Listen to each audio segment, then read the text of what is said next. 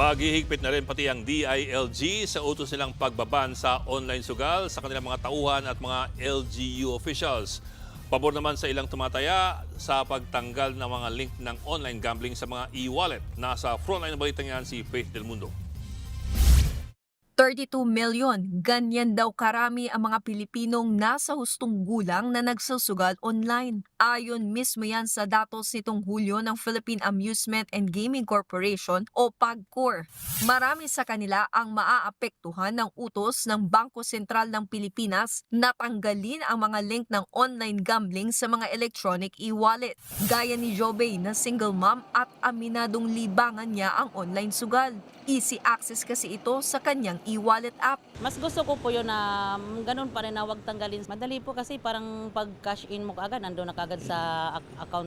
Ang jeepney driver naman na si alias Rico, aminadong pinansusugal niya online ang kinikita niya sa kanyang boundary. Baon na baon talaga. Nasira lang talaga yung hanap buhay ko. Nawala na yung pamilya mo dahil lang sa scatter. Mas mabuti mawala na yung habang buhay. Marami talagang nasisira talaga dyan.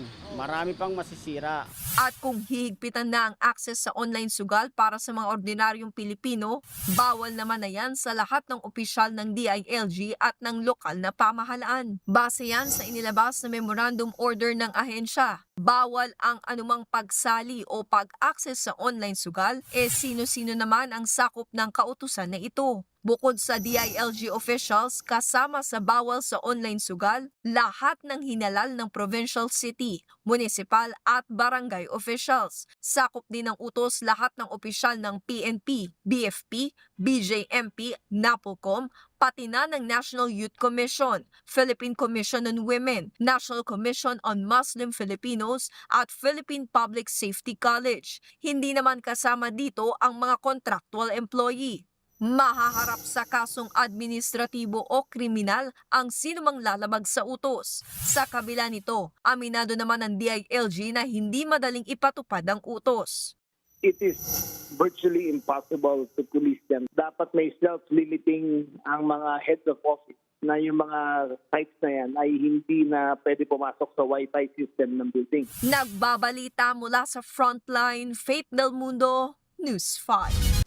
Mga kapatid, Ed Lingaw po, maging maalam at may pakialam sa mga napapanahong balita sa ating bansa. Para sa mas malilimang pagtalakay at paghimay sa mga issue at headlines, mag-follow at mag-subscribe sa social media pages ng News 5.